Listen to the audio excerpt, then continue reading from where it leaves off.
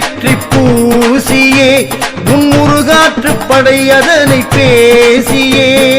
வந்துவிட்டோம்